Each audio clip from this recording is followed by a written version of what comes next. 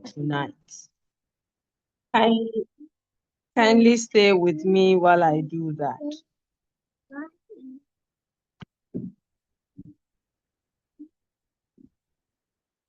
Okay, so our resource person of Dr.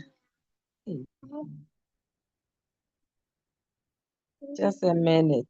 Okay, so she's in the person of Dr. Amankwa. She's an author.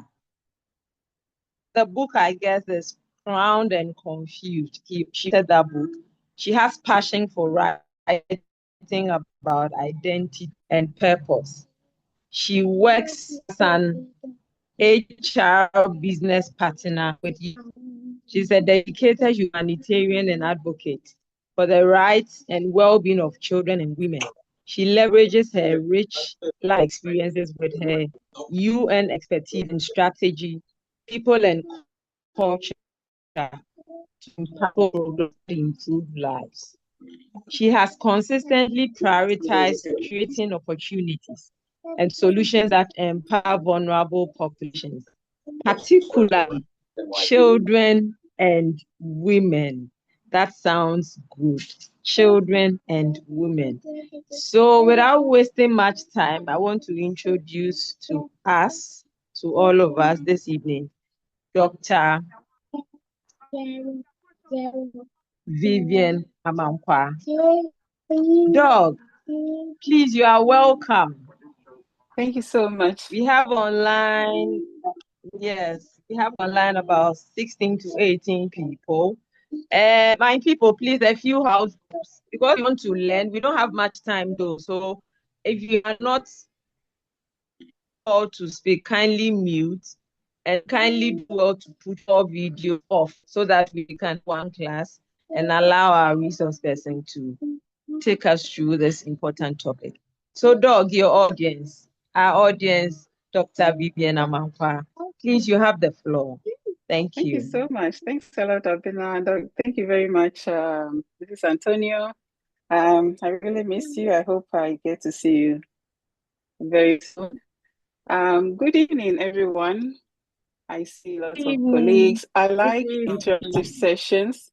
So be surprised if you hear me call name and throwing questions back at you. It's nice we interact and when we discuss. I'm not here as a teacher. First of all, let me emphasize that we are all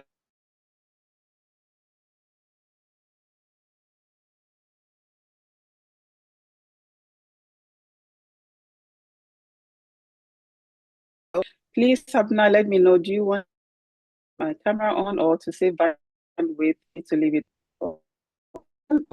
Okay, you are just one person, so please, you can have it on. You can have it.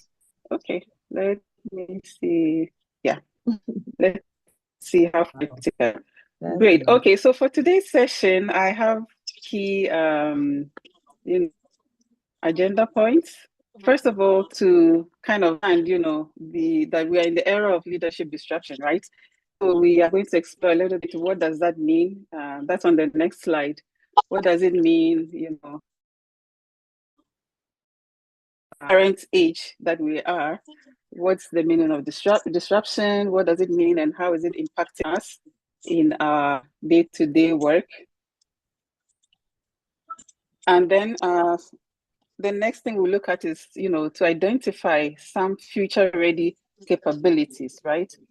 I've put together a framework that I use for this masterclass.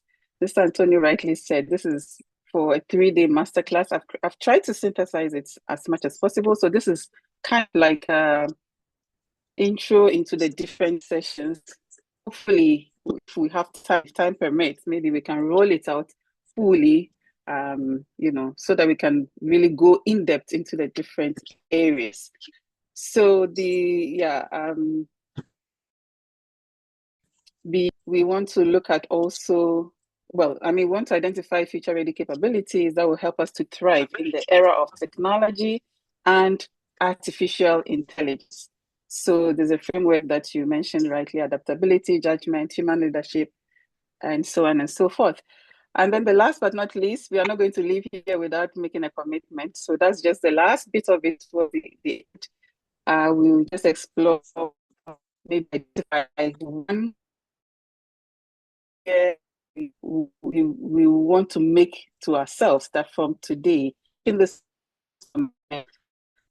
to grow or improve on my leadership skills. And then as well, one mindset shift that we hope to commit to, as well as one capability. Of course, we need to build on more capabilities, but we'll just share one each for now.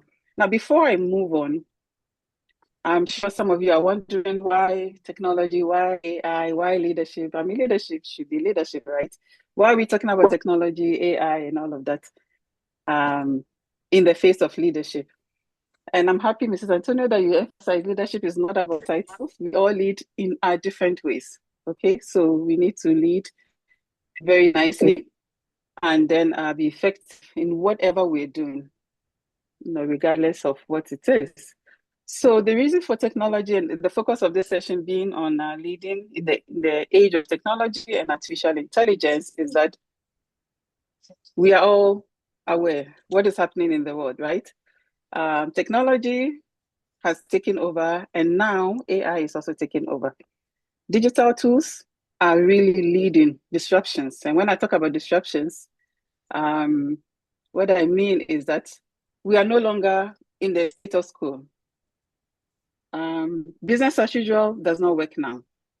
Things keep evolving, things keep changing.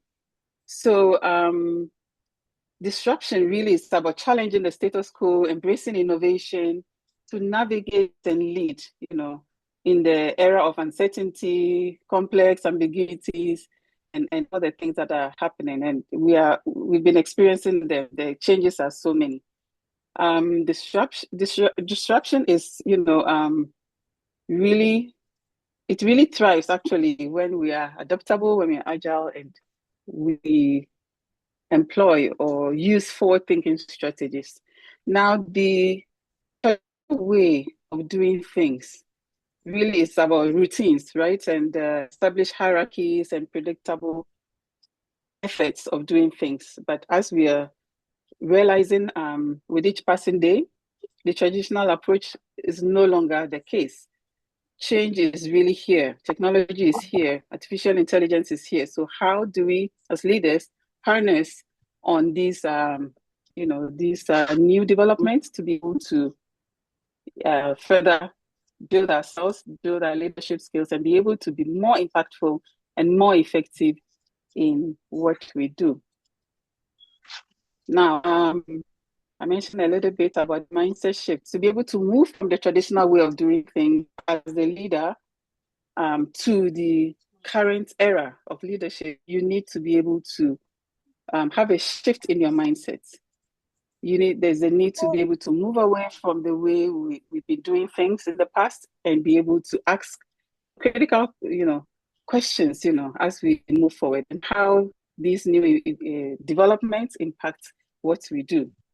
For example, how can we use data? How can we use analytics? How can we use artificial intelligence to improve our decisions? Very, very important.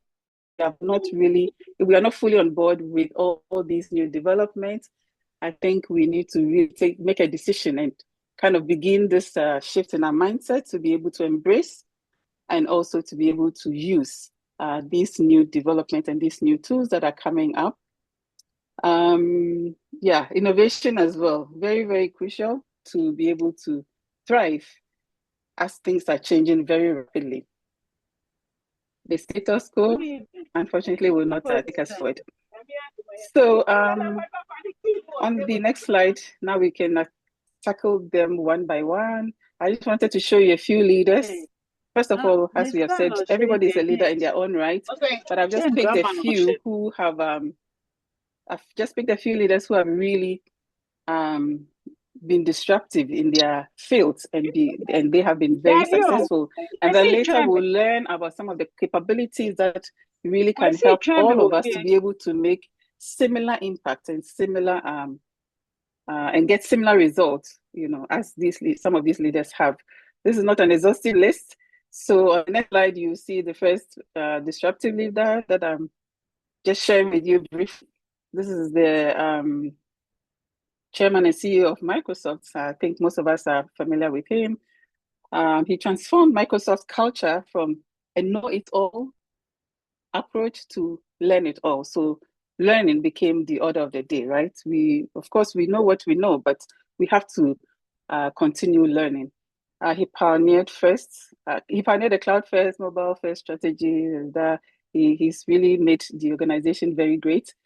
What he believes in is that the industry does not respect tradition, it only respects innovation. So he really emphasizes innovation as a way to really push forward. And that has really led to a lot of success. The next leader you will be seeing that I just wanted to share with all of us is Mustafa Suleyman. He's the CEO of Microsoft AI, co-founder of DeepMind. So he also believes that AI is the most transformative technology humanity has ever developed.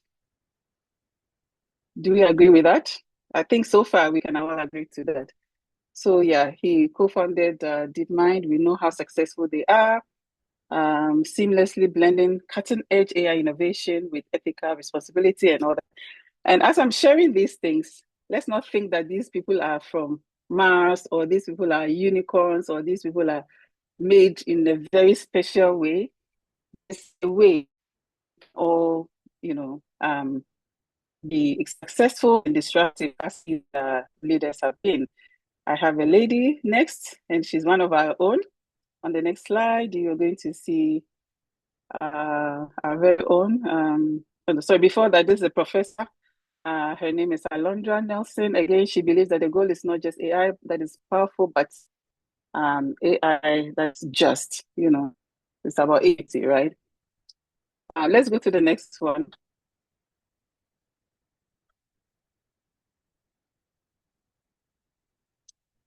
I created maybe one or two from Ghana. Okay, so we have Regina Lu. She's founder, CEO of Stronco Academy. And she's doing a very fantastic job, right?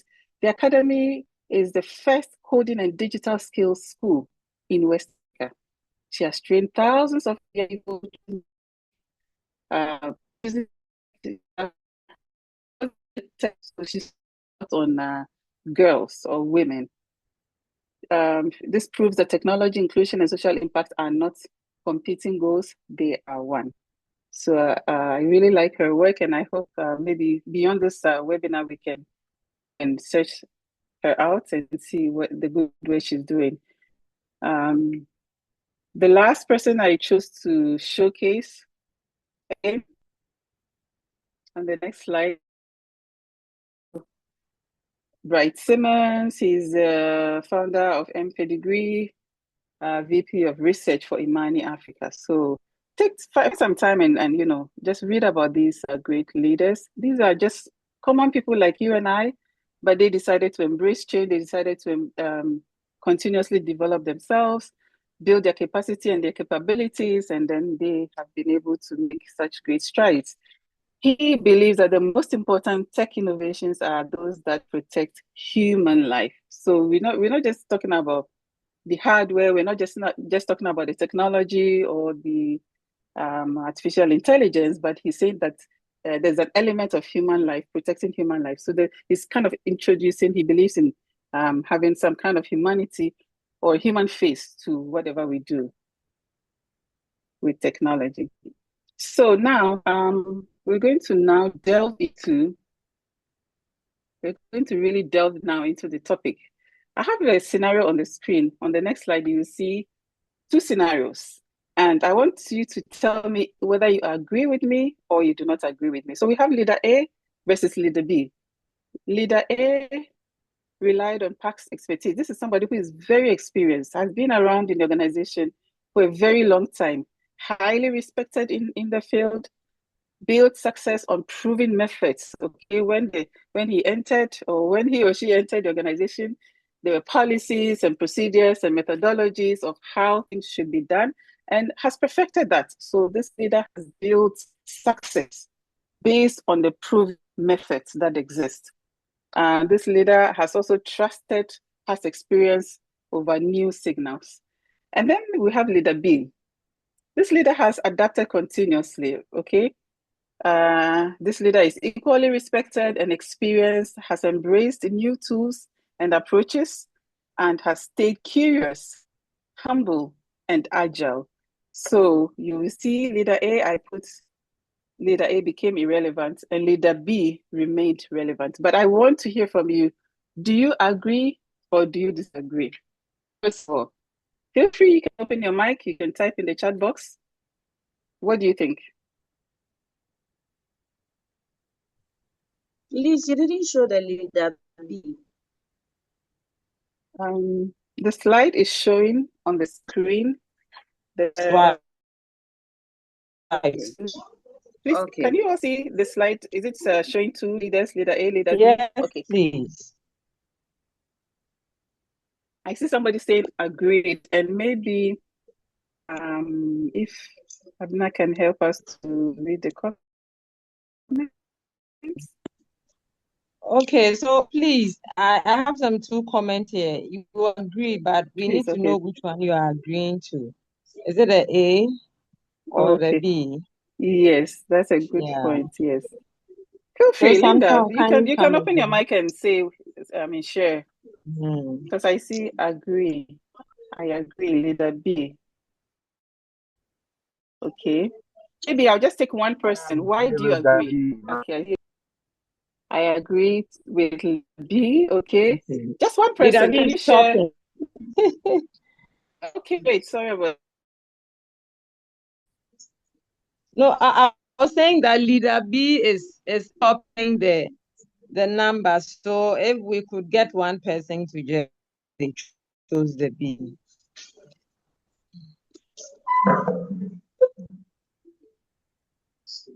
Okay, my name is Sarah, and I just want to say something. I chose leader B because it's this saying that change is something in life. So while things are moving on, you don't have to remain stagnant as where you are.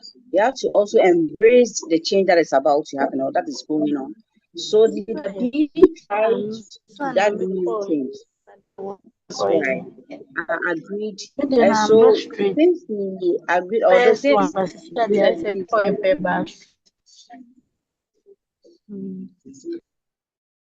Yes. Yes, we can hear you. Okay, since Dabi decided to adhere to the new change and adapted it, work or his work improved, and the system has been involved in a so she or he will still remain in the organization and do exploits in the organization. Thank you. Right. Thank you so much, Sarah. And I'm happy that there are quite a few HR professionals on this platform. So you can see leader A has like institutional memory, right? This is what we call institutional memory. This person has been around, past experience, superb, you know. These are the kind of people you cannot even accomplish much without them telling you that things have been done and all of that. So why are we agreeing with leader B? Is there any HR person who can come in here?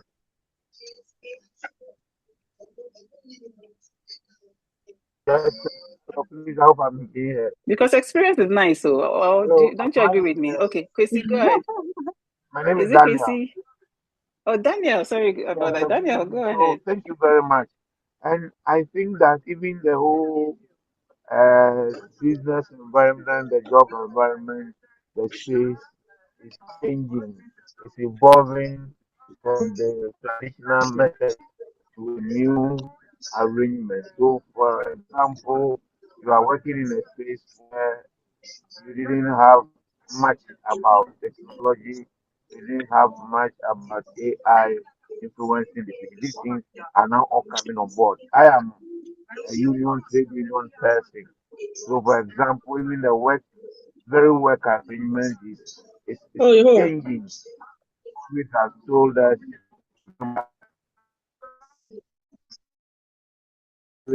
home and other things are all impacting. So how do you always want to focus on the traditional method of always bringing people sit at table, work from 8 a.m. to 5 p.m. Now, all these arrangements are changing because of technology, because of AI, because of systems. So if you want to focus on all that you know from the beginning, you may not be able to fit into the current arrangements or the 21st century arrangements. So it is important that yes, institutional memory is good, but it is not enough for you to be able to survive in an era that things have changed.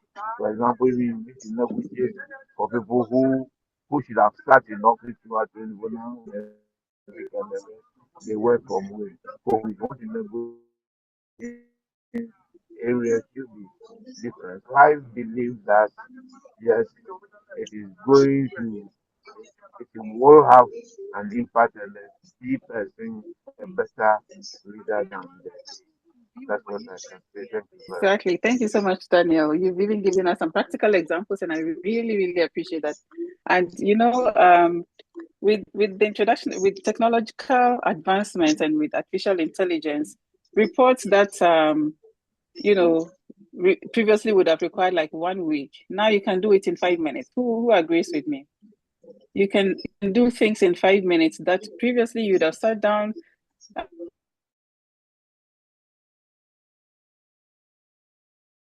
And spend so many data points and small information here and there. Put it together, artificial intelligence is doing for you. So I'm even scared for people who are report specialists and report officers, because now some jobs are going to be obsolete very soon, right? Because technology is taking over, AI is taking over.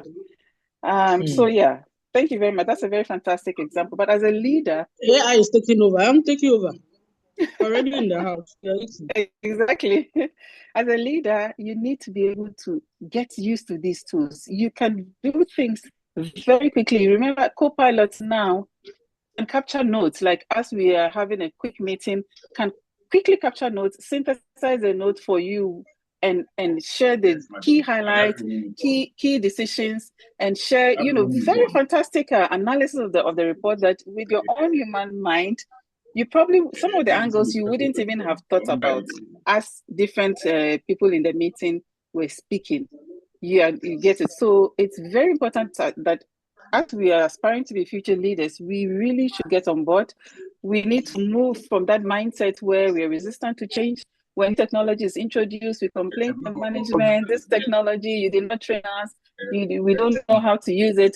Go and find out for yourself how to use the technology. We are responsible for our own development, as leaders.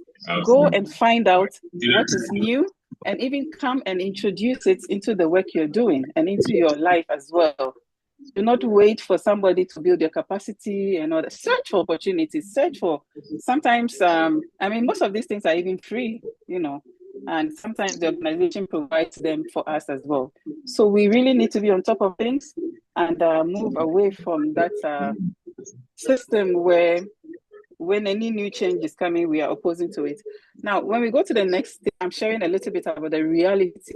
It's difficult for me to go into too much depth because we don't have too much time on this platform. But some of the realities, when we talk about leadership and then the future. Now, the reality is that technology accelerates change. You cannot really fully maneuver a complete change management process without technology. Technology doubles the capabilities every 18 months. And these are proven facts. This is from research. Leaders who stop learning are falling behind. Even though they may not be aware, they are falling behind. They might think that they are still, the ish, but slowly they are falling behind. AI shaping leadership advantage. Now we can automate things, remodel things, make things routine, use the AI to make decisions. The leader's edge, therefore, must shift to uniquely human capabilities. This is super important. adaptability really also determines relevance. The more you adapt, the more relevant you become, because as things are changing, you need to learn how to cope with the new norm. So as you're evolving and slowly adapting, now you'll be able to quickly evolve and then make much better decisions. So this is a little bit about disruption and the realities about leadership and what is happening. So we're going to go into the second phase where I introduce the model slowly. Now, some future-ready capabilities. We're going to discover a core competency framework that hopefully we can all learn from to build our leadership capabilities. But before that, let's do a little bit of dialogue here. If I ask you what capability or achievement has made you most successful in your career up till now, you can feel free to type in the chat box. What capability do you think has made you most successful in your career so far? What would that be? That's my first question. Maybe you're a good communicator, maybe you're what's it called? Yeah, any capability when it comes to project management, maybe you are the ish. Okay, go ahead. Okay, so is somebody on? I would like to take this. Okay, so for me, yes, I communicate effectively, but what has really helped me is volunteering. Volunteering. It's the simplest form of the best system or a medium to use to a lot of people. I volunteer to do things not because at the end of the day you're giving something financially, but I get into that space and I tap into a lot of areas that I had no idea about. If I decided to sit and always wait for big offers and big opportunities to come my way, I would have gotten those information or whatever I picked up from the volunteering session. So for me, that has really worked for me. And then not really much about project, but I like organizing things. So anytime I get into that space, I like to put that one out there very well. And I'm very good at that. So that has really helped me. Is that what you mean? The last point? No. Well, not only events, but I mean anything that has to be organized. I'm always up for it. Okay, Not just fantastic. Event. Yes. Yeah. So you have very good organizational skills. That's fantastic. Yes, I saw something in the chat. Maybe we can check. Let me try. And then one more person, if you want to come in and share one capability that you have. Initiative. Somebody said initiative. I think Lawrence or something. Taking initiative in the chat. Yes, please. Thank you. That's fantastic. And somebody said diversity and inclusion. Somebody is saying fluency, agility, and adaptability. He is a good-getter, or she is a good-getter, and taking initiatives. Somebody service focus, somebody say public speaking. Fantastic. So those are the responses in the chat. This is fantastic. This is fantastic. And now my next question is, in a world increasingly shaped by AI, will that same capability remain sufficient? Mind you, some is sufficient, some will not. So this is just an open to you all. Will the capabilities that we'll be mentioning here, I think some will remain, sufficient, right? Agility, taking initiative, being proactive is very important for all of us. So these things, these capabilities are really going to take us a long way. Good communication, sharing, fantastic. I really want to encourage all of us. I know this is not part of the topic, but volunteering, I cannot emphasize that. I entered into the nations. I volunteered, and I was paid. There's a UN volunteer program that pays something, which is really fabulous. But I was eager to learn. So guess what I did? I just volunteered my time. But as I was in there, I was learning slowly and then, trying to master the ropes of whatever they do. And I would follow, go for the meetings and all that. But I was not being paid. But now see where it has landed me.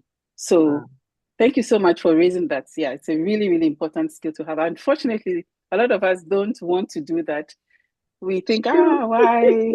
Because I'm not getting nothing. So why will I spend my time, to do that? But it's a great strategy.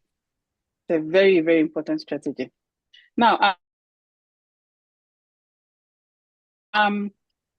what aspect of this my language must evolve, and how will you begin that evolution? So, like I said, some of these capabilities will be okay. It will continue to be relevant and sufficient, but some might also have to evolve. Is there maybe one or two that we think we need to evolve from?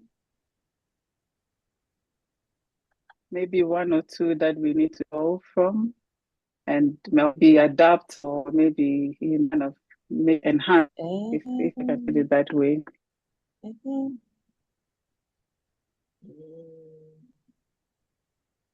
Okay, let me give you some time to think. So we can move on to the next slide and then we see.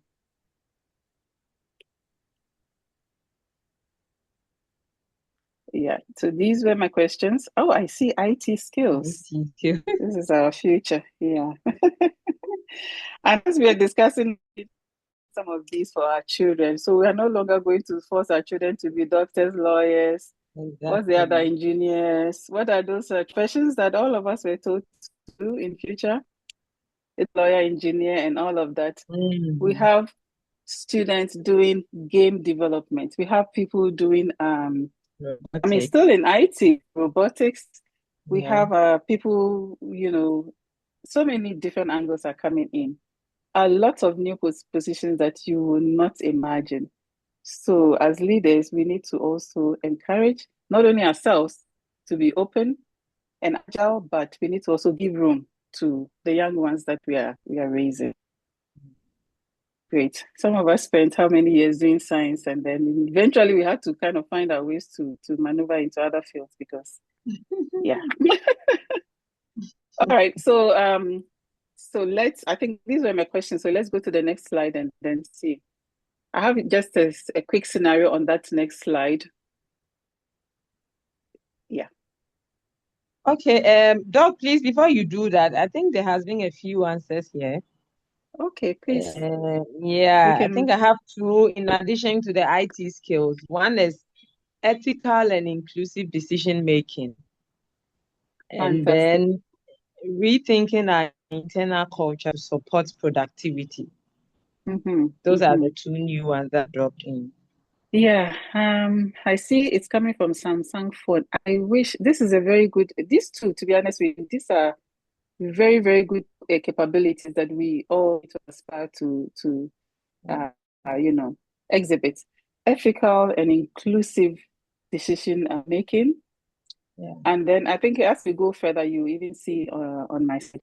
And then the last one, making our internal culture to support productivity. Is Samsung Phone, the person behind Samsung Phone, do you feel okay to just maybe throw a little bit of light on it?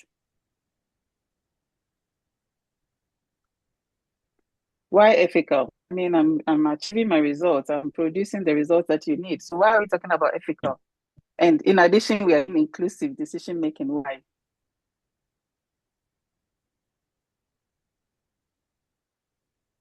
Samsung. This is actually a very good segue to some data that I want to share on the next slide. But Samsung to come in a little bit, or any other person, why must we be ethical? Just an example. However, we need to use it ethically. There's so many things you can make sure, you're interrogating whatever you're using it ethical. Is it infringing on the right of AD? Is it, kind of going to affect the negatively? So it's very important to be ethical. Yes. Hi, good evening. Thank you Samsung. so much. Okay.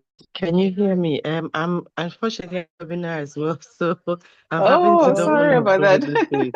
Yeah, that's fine. So ethical and inclusive decision making, in the world of work nowadays, people are watching leadership and how you make decisions really impact how people get to and get to produce what you need. So we need to find ways of mitigating bias. We need to find ways of ensuring fairness. We need to find ways of building up diversity, equity, and inclusion and belongingness in the organizational systems that we have so that once staff are looking at you and seeing that they are feeling what is expected of them, the whole cultural bit, what people feel and how they experience leadership at work. So if leadership walk the talk, it makes it difficult for them to even accept and then move. So this is what I was thinking when I put that in. Thank you. That is spot on. Thank you so much. So as leaders, we really cannot, first of all, the results are being achieved collectively. You're not alone. You cannot even work alone. We are all pulling our abilities together to achieve the results. Ethical has different dimensions, but yeah, we need to make sure whatever we are doing, we're being very and ethical and balanced, and we have to be inclusive as well. Mind you, we know the generations are changing, right? We came from baby boomers to, the other generations. Now we are Gen Alpha. I don't know if we are going to Gen Beta very soon. Beta will be soon. Beta is coming very soon. Yeah, Beta is the next one. Exactly. What worked for what worked for a baby boomer does not work for a Gen Z.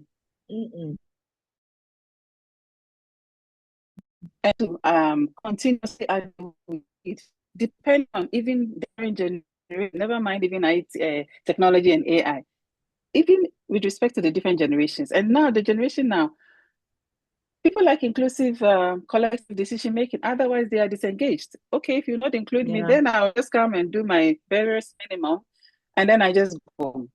So we really have to be inclusive, and there are benefits as the statistics will show. I see Marjorie's hand is up. Please, let's hear from you.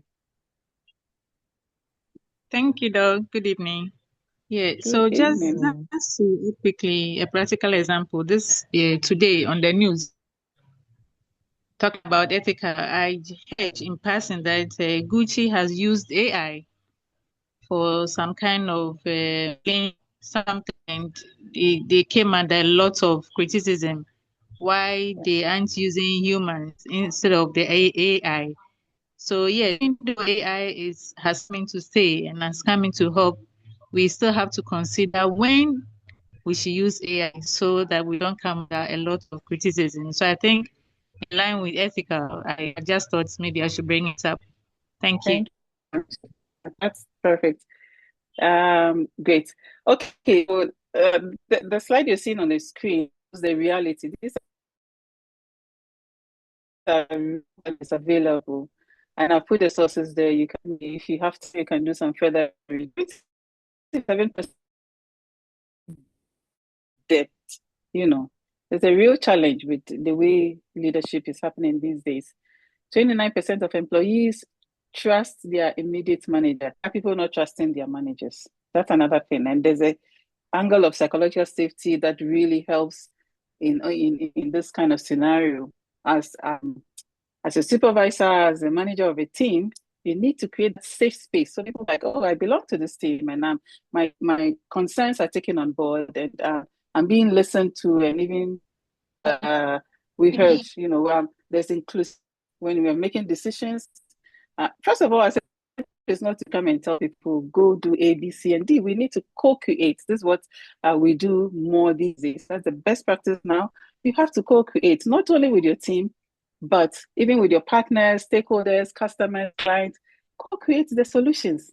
You're here to solve a problem, but you alone the problem, and you actually solve things better when you do focus group consultation and work with clients, with your team, you build and decide together. So that is a very important skill to have. 71% of leaders report elevated stress. And why not? If you're not involving people, if you're not being inclusive, if you're not being ethical, you're already making people disengaged, you're making people not interested, and you're killing the zeal that they have or the passion that they had to join the organization, to even work with you. Let's not even organization.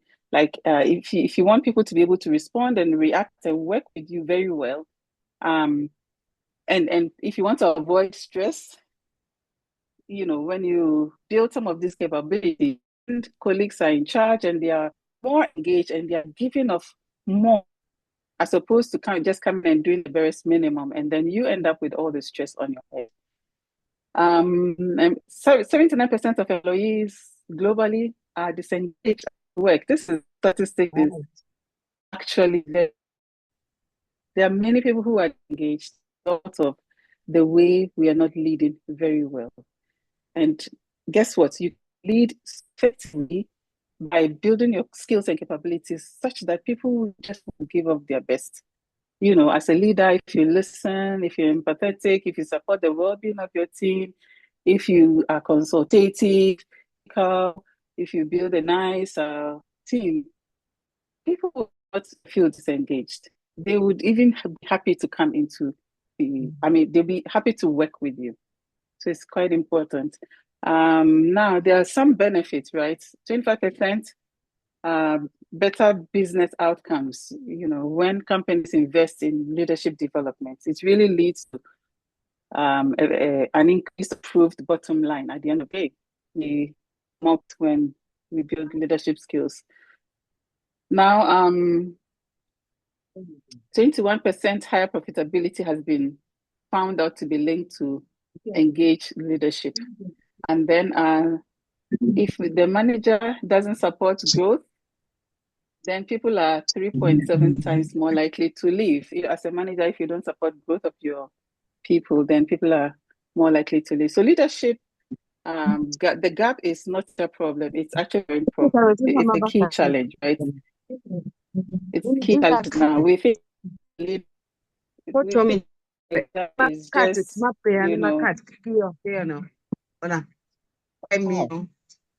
Please mute. Sorry about that. Thank you. Okay. So yeah, leadership is not about being in that position and coming and pushing people around and turning a blind eye to all the important elements. If we want to really increase the bottom line of the organization, or if you want to really create more and results when they work with us, we need to really be more engaged and we need to lead better. So I think we can move to the next slide. So 71% of CEOs believe that AI will build but not erode their value. So they believe in the power of AI to build on their capacity or their value. 68% of executives believe AI will reshape leadership competencies, and it's true.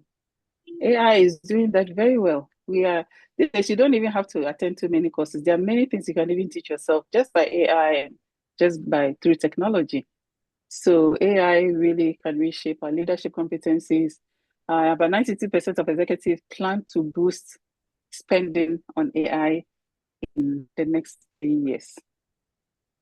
Frontline managers are 3 times more concerned about AI. 8.7% annual revenue growth has been found out as a result of, when the CEO really is doing very well in AI.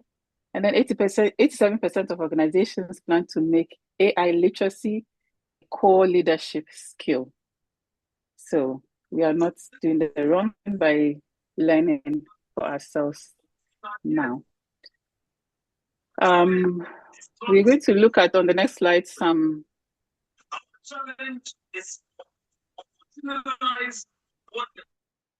still some of the competencies, right? Leader and manager development, AI fluency, digital leadership, human-centered leadership. Remember, engaged teams deliver more. According to this study, when teams are engaged, they deliver 23% more profits to work. Agility and readiness. Yes. When we are ready and prepared all the time, this really leads to about 73% of employees. Things get better. But without agility, there's a high rate of failure. This is how I'll put it. In terms of strategy for planning, we are not doing too well. It's an area that we need to improve on. And well-being and sustainable leadership. Yes, well-being is super, super important. We as future leaders need to care about. We should not only care about the results or the output that people we work with will deliver to us, but we should also think about their well-being. We should care about them. I remember one leader who is a new mother who has a baby, and the mother is the baby's food, right? When the baby is younger. And then the manager would keep the staff member until maybe 5, 6 p.m. I mean, what value do you really gain when you continuously do that? Unless if there's an emergency that you want this person to stay behind. You're not really showing an example of caring about the well-being of the person. You're denying also the poor child of their food and overworking the mother. And that even has an impact on, but it goes, the conversation of well-being goes beyond that, even around us. Do we care about each other? When you see in the office, do you say, hi, hello, how are you doing? Sometimes you can clearly see that somebody is not themselves on a particular day. It's not always that you should intrude or maybe put yourself in somebody's face, but sometimes you really need to just reach out and check how things are going. Or, you might save the person that day from some bad decision. So we will look at the framework now. That's the framework for building future leadership capability. We've already discussed some of the capabilities, but this is the proposed framework, right? To begin with self-awareness, knowing your strengths, your biases, your blind spots, being able to understand what you're good at and so that you'll be able to apply yourself appropriately. Adaptability, that's when you're always evolving your skills. The fact that you have a master's and a PhD does not mean you stop learning. There are so many other things you can learn. Sometimes it's like when I first year, I said, oh, I'm done. Guess what? I came back for master's. Then when I finished that, I said, no, the way I've suffered, it wasn't easy. Almost 2 years, it was not easy. So I said, no, I'm done. I mean, this one, I'm done. But guess what? Some years down the line, I knew that it was time to do something else. And now I'm still doing other things. It's not to learning. There's no end. It doesn't always have to be big courses. It could be as well. I will pause here. I think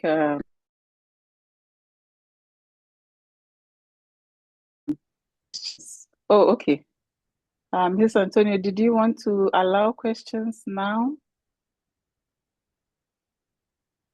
The framework, if people have questions or contribution, okay, can take them, and then you also give you a bit of breather so that we continue. So please, I'm just enjoying the sessions. Kindly, Afrakuma, please take over and let's find out if people have contributions or questions. Okay, so please, any question or any input to make at this point, kindly, and we will read it out.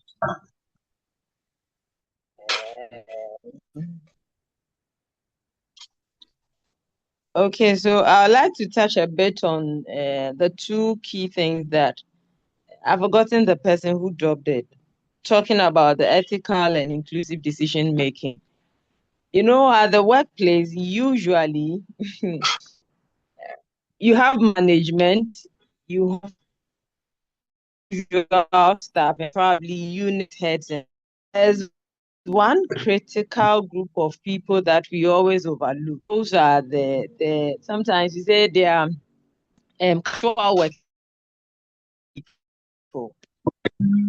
Trust you me, based on the experience I had during my national service, I realized that those people, most of the time, we leave them out of decision making, but they have information.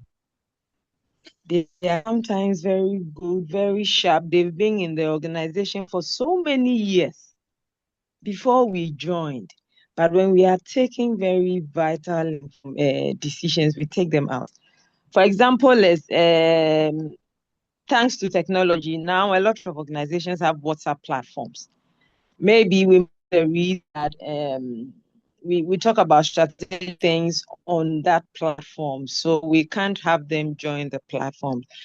But when you're having staff there, we need them to do the dirty work, excuse my word, the dirty work, maybe after eating or having some small foods or finger foods. We need them to come and work. Yet we are not willing to add them to our platforms. And you realize after these days, everybody wants to rush home. You come to work the following morning and you realize that the conference room or whatever room you use for the staff there is still dirty. Everybody wants to go and work there because you didn't involve them. So what am I saying? I'm just thinking we should have a 360 decision-making process as we evolve. We are thinking about being ready for the future as leaders. And then, Doctor, you mentioned something about as an HR, are you mindful of checking on people when you get to the office space? I learned this from one of our senior council members that she calls it management by walking. So immediately she gets to the office, the environment, she doesn't go straight to her office and sit down and take a breather there. But usually he will just be into some staff. It could be the cleaners, it could be the national service persons, just saying hello, hi. And those are the times that she's able to pick a lot of pointers or information that helps her to make certain decisions. So I'm just imploring us to explore that strategy. It really helps a lot. The early times that you get to the office, the people you meet, just try and be nice to them, and you pick a lot of things from them. So that is what I have to say about the two things that she shared. Yeah, thank you. Absolutely spot on. Thank you very much. Yeah, it's really, really important. I mean, about the well-being, it goes beyond our team, as you've rightly put it. Even other people who are not part of the team, the people usually we don't even regard. True, they have a lot of information. They were there before you came. But beyond that, they have a lot of time to talk. You don't have time. So even if they were not there before you, they learn very quickly. You know, that it will be beneficial to you. So that level of pleasantness and the collegiality and the human touch is super important. That's one of the components, one of the key components of this framework. The human aspect is very, very important. But and yeah, you could see one of them. It could be somebody in your team or somebody in the non-staff category or whichever category. Let's be mindful. Let's not just be too fixated on that meeting. So I'm coming to the office. I'm just so fixed on that meeting that I'm not looking at anybody. But somebody, I give an example. For example, when I was working in Jordan, there was a colleague and she was suffering from cancer. She's a female, but she was very quiet. She kept it to herself. It was only her supervisor who knew. And she was the sweetest. She was the sweetest. She was the sweetest. So and this one I learned from it, okay? She was a sweetest person. You would meet her in the kitchen or the cafeteria or wherever she's the sweetest. And I could sense there's something going on. I could sense there was something going on. And much as she tried to hide it, but you could tell. You know, when somebody really is going through something, you can tell. Yeah. It was a big learning point for me because I never really sat her down to say, and I was in a good position because I'm from People and Culture. So I could use that as, even though I'm not in a team, she's in a different team, I could have used that as an entry point to really sit her down to say, okay. And then after she passed, I had so much regrets. I had so much regret. And I just remember, and I'm like, what? I mean, I was always nice to her. We'll chit chat and do the normal talk, but I sensed something deeper, and I didn't reach out in that angle. So let's be also nice that when you need help, people readily come to your aid. People really readily support you when we need help. Okay, there's a hand, then maybe we can look at the 4 elements. And I don't think today we can be able to do justice to this topic. So I'm looking forward to another opportunity that we can really. Okay, there are some comments too, and then I see there a are hand up. comments here. Let me just pick them. Okay, so and I think Samsung was adding to what I said. She said why we need the decision-making process to be inclusive. Whoever is in charge has to be intentional. Yes, I agree. That's and just okay. To add that possibility is that one does not have all the knowledge, and one person doesn't have all the skills. So when we make collective or inclusive decision making, it becomes whole. Do you get it? Because I might be specialized in something, and then the assistant might also be specialized in something. So if keep the assistant out of the decision making, we are still missing a piece. It's like a puzzle. So really, it's important. Exactly. Sorry, over to you, Abina.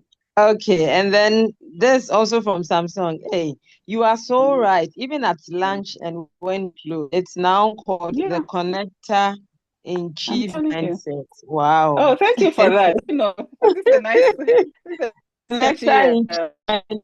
That's great. Right. And this from Marjorie Case Mail. She says, imagine our chief janitor is his mother. She's so respectful, according, and witty. Exactly. These people. Yeah. Okay. Yeah. I think that's for the comment. So we are all picking points from it. Let me go to the question. Let me see if somebody has raised his or her hand to ask a question. And I mean, that it's about influence, as we have been told from the beginning. So if you're not nice to the person, how can you influence the person to even follow your lead? And follow your strategy. You can be sharing your strategy. The person will be saying, I don't mind this, Madam Dr. Amankaro. Okay, what was she saying? Blah, blah, blah. Has she finished talking? Like, they can't even wait for you to finish talking, and then they just leave the meeting. But if you make that connection, you're more likely to get cooperation from people. Yeah. Okay. Please let me make my point. Or you can continue. I had the just side and Vivian, thank you very much. Because I'm just looking at the statistics. I don't know whether we are paying attention to these statistics because they are really how do I call it? Revealing. Look at the strategic workforce, and then it says that only 15% of organization can identify skills needed beyond 2 years. And then 85 million plus jobs projected to be filled by 2030, which means the jobs will be available, but we will not get people for it. And I'm asking myself, if people say that there are no jobs in Ghana, I'm telling you, the skill sets are not meeting the jobs that are available. And so as we go through this, let's also make sure that's available. But the type of skill sets may also be questionable. And for me, that is what we should be thinking through. What type of skill sets do we need to match the projected jobs that will be coming by 2020, by 2030? So we can start statistics, really taking them in. Yeah, thank you very much. Yeah, and if we look at the well-being and sustainable leadership, we're seeing that a lot of leaders are burnt out. I think we discussed that a little bit earlier. You'll be burnt out as a leader if you're really not getting the influence, if you're not getting the cooperation that you need from your team. And then poor mental health. Now, let's just focus on our own selves. A lot of leaders also don't know how to take care of their own mental health, right? we need to learn how to master that as leaders or as future leaders, how to protect our mental space. What do you allow in? What do you not allow in?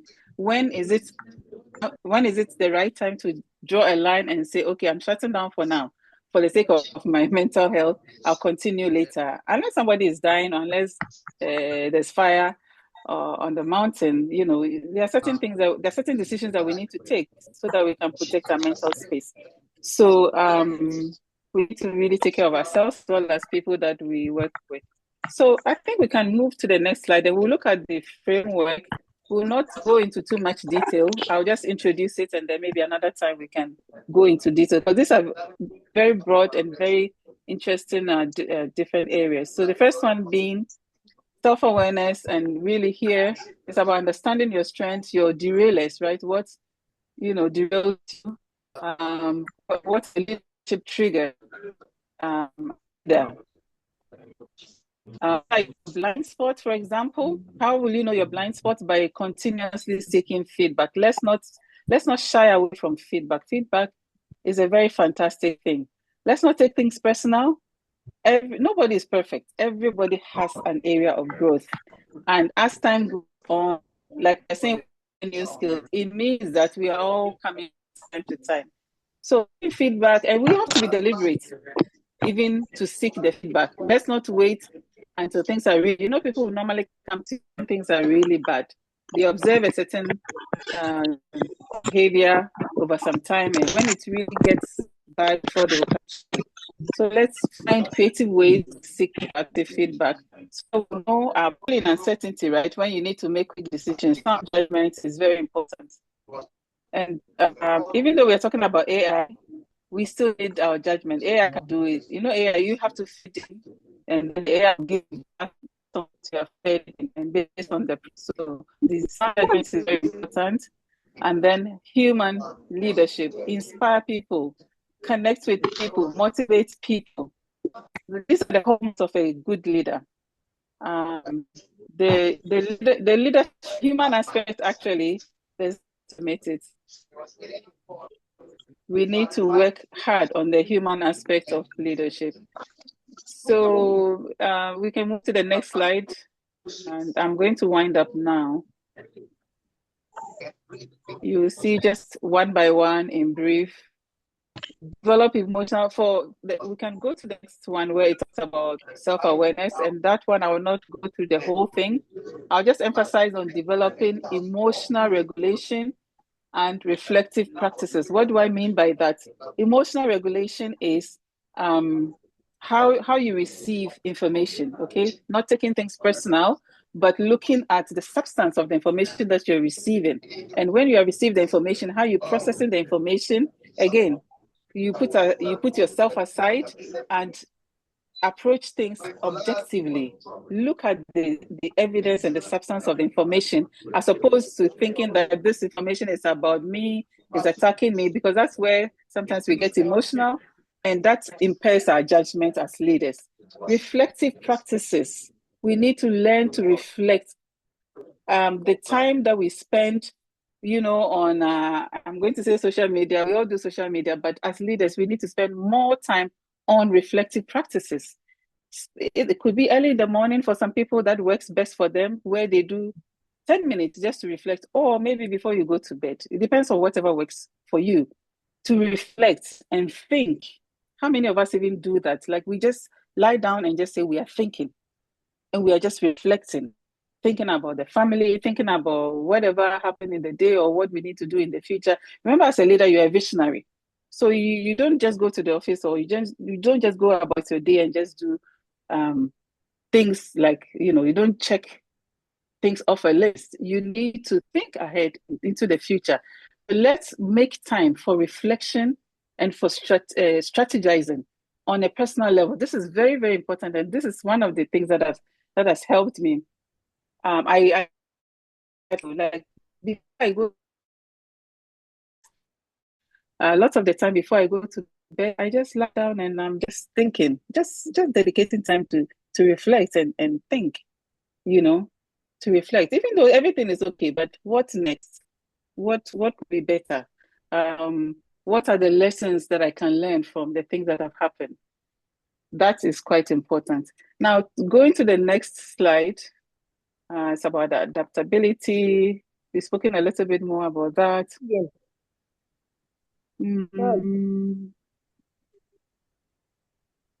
Did somebody want to come in?